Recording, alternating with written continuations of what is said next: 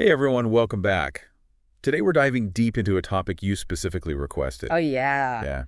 Workplace equity. Awesome. You've given us some fascinating articles to work with, and I gotta say, just glancing through them. Really? Yeah, I'm already seeing some thought-provoking stuff. It's interesting you say that because when we talk about workplace equity, it's often presented as this very conceptual ideal. But the sources you've provided really ground it in reality, highlighting the tangible actions and systems that make a difference. Right, so we're going after the big question here. Okay. What does real equity look like in the workplace beyond the buzzwords? And why should any of us care? Right. One of the sources, a Gallup research piece, actually shared a pretty startling statistic. Only 28% of employees strongly agree that their organization is fair to everyone. Wow. It's kind of a dismal picture, isn't it? It is, and it underscores the fact that while many organizations may talk about diversity and inclusion, there's a real gap when it comes to walking the walk. Okay, so let's break down what workplace equity actually means. One of the sources really emphasized that it's not just about hiring a diverse workforce. Right. It goes way deeper than that. Absolutely. It's about ensuring that everyone has equal access to opportunities and resources regardless of their background or identity. We're talking about things like equitable access to promotions, development programs, and even the flexibility to manage different life circumstances. For example, one source pointed out that a rigid 9-to-5 schedule, while seemingly fair on the surface, can actually disadvantage employees with caregiving responsibilities or other commitments outside of work. You know, that example of the 9-to-5 schedule really hit home for me. It's so easy to fall into the trap of thinking that treating everyone the same is the same as treating everyone fairly, but it's clearly not. This is where that distinction between equality and equity comes in, right? Precisely. Equality is about treating everyone the same, while equity is about recognizing that we don't all start from the same place and adjusting accordingly to ensure fairness. It's about taking individual needs into account. So I'm curious, thinking about your own experiences, have you ever been in a situation where a policy or practice that was meant to be equal actually ended up being unfair because it didn't consider individual circumstances? It's definitely something we've all encountered in different ways, whether it's in the workplace, in our communities, or even in our personal relationships. And that's why understanding the nuances of equity is so important. Absolutely. And speaking of why it's important, another source dives into the tangible benefits of prioritizing equity in the workplace. It's not just a feel-good initiative. There's real data backing up its impact. Right. For instance, the source highlights the connection between equity and retaining diverse talent. When people feel seen and valued for who they are and supported in their unique needs, they're more likely to stay with an organization. It's about creating a sense of belonging that goes beyond surface-level inclusion. That makes total sense. But it's not just about employee retention, right?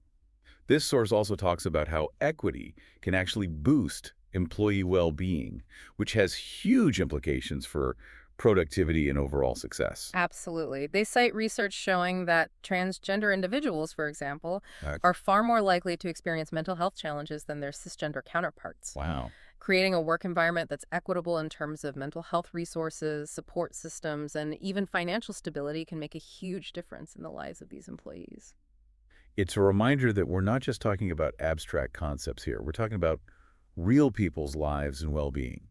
And on that note, one of the sources brought up something I found super interesting. A McKinsey study found that companies with greater diversity on their leadership teams are more likely to have above-average financial returns. Interesting. What do you think is the connection there? That's a great question. And the source actually dives into that a bit. They suggest that when people from diverse backgrounds feel a genuine sense of belonging and trust within an organization, they're more likely to contribute their unique ideas, take risks, and ultimately drive innovation.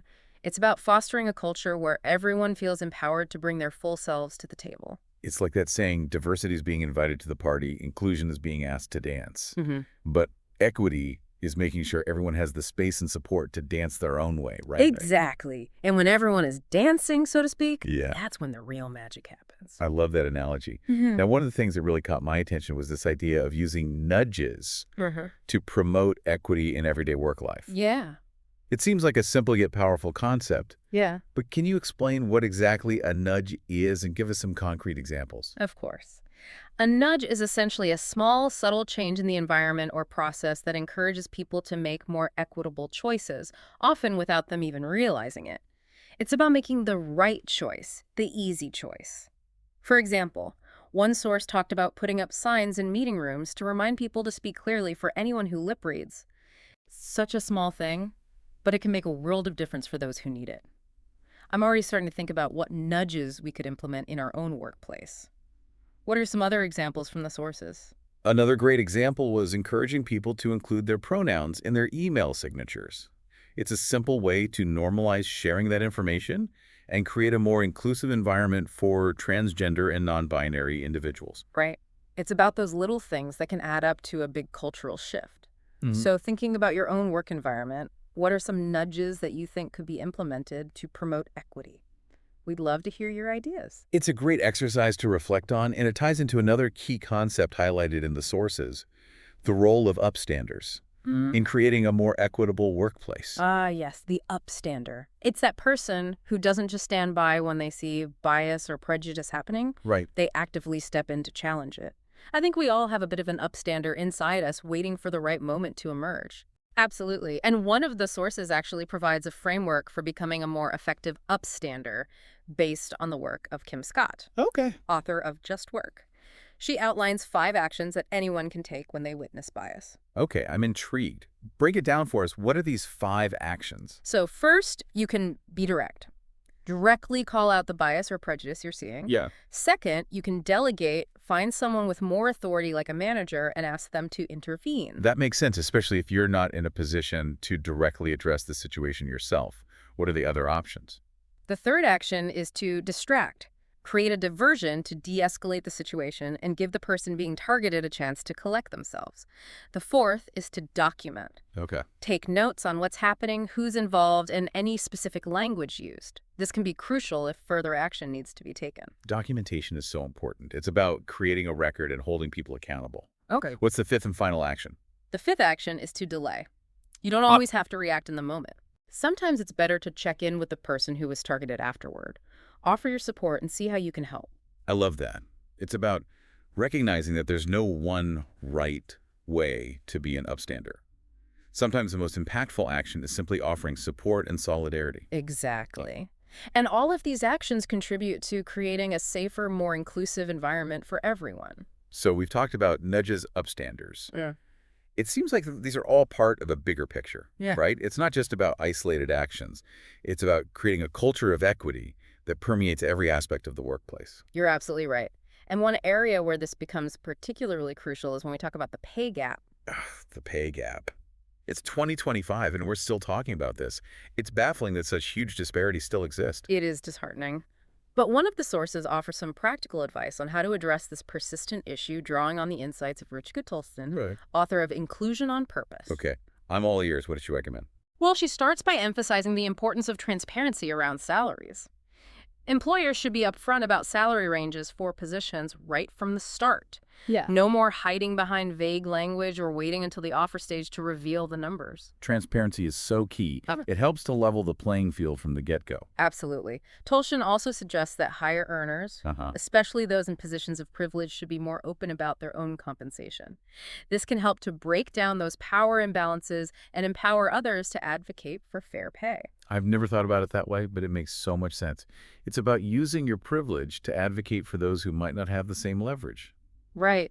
And finally, Tolston advocates for rethinking how negotiations impact pay. Instead of leaving it up to individuals to haggle their way to a fair salary, she suggests that companies should base compensation on thorough industry research and a commitment to equal pay for equal work. It's about building fairness into the system itself, rather than relying on individuals to fight for it. I love that. It feels like we're starting to scratch the surface of some really deep-rooted issues here. What else do these sources have in store for us? Well, this next source tackles the role of leadership Okay. in fostering equity. It really emphasizes that equitable leadership isn't just about checking boxes. Right. It's about a fundamental shift in mindset. Okay, I'm really curious to hear more about this. We've talked about individual actions, but how do leaders create that top-down impact Yeah. on company culture when it comes to equity? This source argues that it starts with a genuine belief that there's no one right way to be an employee. Equitable leaders Okay. embrace the diversity of perspectives, backgrounds, and work styles that people bring to the table. They understand that a truly inclusive environment values and leverages those differences rather than trying to fit everyone into a pre-existing mold. It's about recognizing that everyone has something unique to contribute, even if it doesn't fit the traditional corporate script. That resonates with me a lot. And building on that, the source also stresses the importance of humility. Okay. Equitable leaders acknowledge their own privilege and understand that their success might be due in part to factors outside their control. Oh, Access to education, a stable upbringing, even just being part of the majority group. it's about recognizing those systemic advantages and using your position to amplify the voices of those who haven't had the same opportunities. Yeah. Not just creating space at the table, but making sure those voices are actually heard. Exactly. And the source gets really specific, even highlighting actions these leaders take. For example, they ensure minority voices are well represented in meetings and that everyone has a chance to speak up. They actively seek out diverse perspectives when making decisions and create spaces where everyone feels safe sharing their ideas, even if they go against the grain. That psychological safety is so crucial. It's about fostering an environment where people feel like they can be their authentic selves without fear of judgment or reprisal. Couldn't agree more. And beyond creating that safe space, equitable leaders are willing to challenge the status quo. They're not afraid to question existing policies, practices, and even power structures to see if they're truly fair and equitable. Sometimes dismantling those deeply ingrained systems is the only way to create meaningful change. It's about disrupting those comfortable norms and having the courage to ask, is this really working for everyone? Or is it just perpetuating existing inequalities? I admire leaders who are willing to do that. Absolutely. And this conversation about leadership actually ties in nicely with our earlier discussion about nudges. This next source dives even deeper into that concept, providing some really creative examples of how nudges can be used to promote equity in everyday work life. I'm all for it. Give me all the nudge inspiration you've got. Yeah. What stood out to you from this source? One example that resonated with me was using technology to make meetings more inclusive. They talked about incorporating real-time captioning for those who are hard of hearing or who benefit from visual aids, or even using platforms like Loom, which allows people to record and share videos as a way of communicating instead of relying solely on written communication. Those are great examples. It's about recognizing that people process information in different ways and providing multiple avenues for engagement and participation. Exactly. They also mentioned something as simple as having a designated quiet space in the office. This can be a game changer for introverts, people who are easily overstimulated, or anyone who needs a break from the noise and energy of a busy workplace. It's about creating an environment that caters to neurodiversity and acknowledges that we all have different needs and preferences when it comes to our workspaces. I'm a big fan of that. What other nudges did this source highlight? One that I think is so often overlooked is encouraging people to take their full vacation time and actually disconnect from work. Oh, yeah. It seems simple, but it can be really powerful in terms of promoting work-life balance and creating a more equitable environment. That's a really interesting point. We often talk about work-life balance, but it's true that those unspoken expectations around availability and responsiveness can disproportionately impact some employees more than others. Exactly. By encouraging everyone to take breaks and prioritize their well-being, we send a message that it's okay to step away and recharge, which can benefit everyone, but especially those who might not have the same flexibility or support systems outside of work. It's about leveling the playing field when it comes to rest and rejuvenation. I like that. Now, shifting gears a bit, the next source we have challenges us to go beyond those individual actions and nudges to really step into our power as upstanders for equity. It's about taking on that responsibility to challenge bias and prejudice, even when it's uncomfortable or risky. I think we touched on this earlier, but I'm eager to hear more about how this source frames the role of the upstander. What specific advice do they offer? Well, one of the key points they make is that being an upstander isn't about being perfect or always knowing the right thing to say. It's about having the courage to speak up, even if you're unsure of the outcome. That resonates with me. It can be so easy to get caught up in the fear of saying the wrong thing or making things worse. Right. But sometimes just the act of speaking up can be powerful in itself. Right. And they offer some really practical tips for navigating those challenging moments. For example, they suggest practicing what you might say in advance. Imagine a scenario where you witness a colleague being interrupted or talked over in a meeting. What are some phrases you could use to redirect the conversation and give that person a chance to speak? Having those phrases ready to go can make it easier to act in the moment, even if you're feeling flustered or unsure. I'm definitely going to try that. It's a great way to prepare yourself mentally and emotionally. And the source also reminds us that this work is a journey, not a destination. We're all going to make mistakes along the way. Right. But the important thing is to keep learning, keep growing, and keep challenging ourselves to do better. It's about progress, not perfection. Mhm. What are some other takeaways from this source that stood out to you? One that I found really helpful was the emphasis on finding allies and building a support system. Being an upstander can be lonely at times, so it's important to connect with others who share your commitment to equity and can offer encouragement and guidance. It's about creating that community of support and solidarity so you don't feel like you're fighting this battle alone. I think that's so crucial for sustaining this work in the long run. Now, the final source we have for you dives into a topic that can be a bit taboo in the workplace, talking about money. Ooh, yes, the money talk. I've always been fascinated by how uncomfortable people get when it comes to discussing salaries and compensation. It's like this big secret that no one wants to acknowledge. It is, isn't it? But this source argues that we need to break down those barriers and start talking about money openly and honestly if we're serious about promoting equity. I'm ready to break some taboos. Tell me more about this source's perspective. They make a compelling argument that silence around compensation actually benefits those in power. When we don't talk about money, it perpetuates existing inequalities, because those who are already earning more have an advantage in negotiations and are able to maintain their higher salaries. That's so true. It's like this unspoken rule that benefits those who are already at the top and keeps everyone else in the dark. Oh.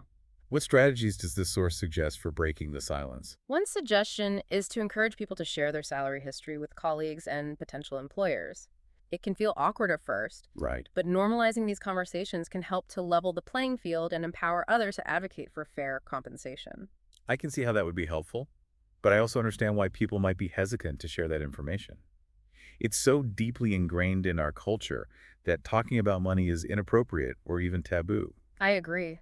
But the source argues that by being open about our own salaries, we can help to destigmatize those conversations and create a more transparent and equitable work environment. It's about shifting those societal norms and empowering people to know their worth and advocate for it. What other strategies does the source suggest? They also recommend advocating for company policies that prohibit retaliation for discussing salaries. This can help to create a safer space for open dialogue and ensure that people don't fear being penalized for talking about money. That's so important. It's about creating that psychological safety around compensation conversations so people feel protected and supported in speaking up. Absolutely. And finally, this source challenges us to think beyond individual actions and consider the systemic factors that contribute to pay inequity. It encourages us to advocate for policies like pay transparency laws, which require companies to disclose salary ranges for all positions. It's about recognizing that this is a systemic issue that requires systemic solutions. Individual actions are important, but we also need to push for those broader changes that will create a more just and equitable society for everyone. Exactly. Now, taking a step back and thinking about everything we've discussed so far, I am struck by the interconnectedness of all these different aspects of workplace equity. From leadership styles to nudges to becoming upstanders to talking about money, it's all part of a larger ecosystem. It's like a complex tapestry with all these threads woven together to create a more equitable and just workplace. I love that analogy. And it highlights the fact that creating a truly equitable workplace isn't a one-and-done task. It's an ongoing journey that requires constant reflection, adaptation, and a willingness to challenge our own assumptions and biases. It's about making equity a core value that's embedded in everything we do, rather than just a separate initiative or program. Exactly. And as we continue to unpack these ideas, I'm curious to hear what's resonating most with you. What insights have stood out to you? What actions are you feeling inspired to take? Wow. It's been a whirlwind tour through all these different facets of workplace equity. And honestly, I'm feeling a mix of inspiration and a bit of overwhelm. There's so much to consider, and it feels like a huge responsibility. I hear that. It can feel daunting. But one thing that resonated with me throughout these sources is that equity work isn't about individual perfection. It's about collective progress. That's a good point. It's not about any one person having all the answers or single-handedly solving these deeply ingrained systemic issues. It's about all of us doing what we can where we are with the resources we have. Absolutely. And I think one of the most powerful things we can do is cultivate empathy and practice perspective taking, putting ourselves in other people's shoes, understanding how our actions might impact them, even if unintentionally. That's crucial. It makes me think about that quote by Brian Stevenson. Oh, yeah. Each of us is more than the worst thing we've ever done.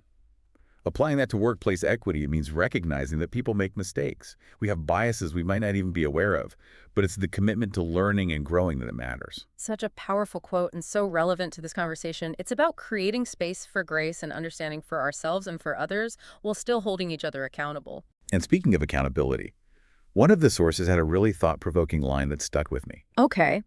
It said, "Equity is not about giving everyone the same thing.